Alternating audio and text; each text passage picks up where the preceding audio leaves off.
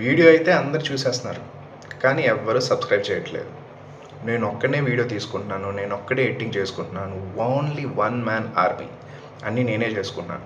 మరి నా కష్టాన్ని గుర్తించి కొంచెం సబ్స్క్రైబ్ చేసుకోవచ్చు కదా. ప్లీజ్ నా ఛానల్ని సబ్స్క్రైబ్ చేయండి, లైక్ చేయండి, షేర్ చేయండి, కామెంట్ చేయండి, అండ్ మోస్ట్ ఇంపార్టెంట్ సబ్స్క్రైబ్ చేయండి. Okay, welcome to MB creative talks.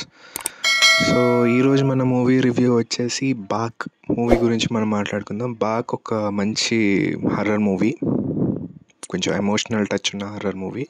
ఒక మదరు అలాగే ఒక హర్రర్ మూవీగా చూపించడం జరిగింది. సో చాలా బాగుంటుంది మూవీ. అంటే నేను చెప్పడం కంటే మీరు చూస్తే ఇంకా బాగుంటుంది. అంటే ఈ సినిమా ప్రొడ్యూసర్ వచ్చేసి సుందర్ సి. ఆయనే హీరో, ఆయనే ప్రొడ్యూసర్, మరి అన్నీ ఆయనే చూసుకున్నారు. కాబట్టి సుందర్ సి మూవీస్ కూడా చాలా బాగుంటాయి. ప్రీవియస్గా మీరు చూసుకుంటే చంద్రకళ, కళావతి, అంతపురం చాలా బాగానే ఉంటాయి. అయితే స్టోరీ వైజ్ కూడా చాలా బాగుంది, విజువల్స్ కూడా చాలా బాగుంటాయి అండ్ బాగా ఎంజాయ్ చేస్తారు. కొత్త స్టోరీ నాకైతే చాలా చాలా బాగా నచ్చింది. తప్పకుండా థియేటర్లో అందరూ వెళ్ళి చూడండి, మంచి ఎక్స్పీరియన్స్ చేస్తారు, చాలా బాగుంటుంది. అంటే ఈ మూవీలో అన్నీ బాగానే ఉన్నాయి, కానీ ఒకే ఏంటంటే అతి కామెడీ. అంటే కామెడీ కొంతవరకు అయితే బాగుంటుంది, కానీ ఇది కొంచెం అతి మీరి కామెడీ అనేది అనిపించింది నాకు.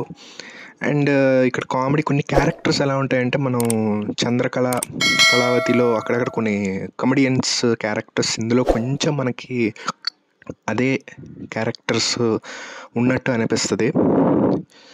బట్ ఆ మూవీస్లోంచి కాపీ చేసినాయి అనే కావు, కానీ సీన్స్ ఏమీ కాపీ కావు. ఇది కొంచెం యూనిక్ స్టోరీయే, కాకపోతే అలాంటి క్యారెక్టర్స్ ఇక్కడ కనబడుతూ ఉంటాయి అనిపిస్తుంది. కొన్ని అతి కామెడీ అది కొంచెం చిరాగ్గా అనిపించింది, కానీ ఓవరాల్ సినిమా అయితే చాలా బాగుంటుంది. తప్పకుండా చూడండి, మూవీ అందరికి బాగా నచ్చుతుంది. సో ఇది కేవలం నా యొక్క రివ్యూ మాత్రమే. సో ఇది నా క్రిటిక్ రివ్యూ. సో ఈ మూవీకి నేను ఇచ్చే రేటింగ్ ఎంత అంటే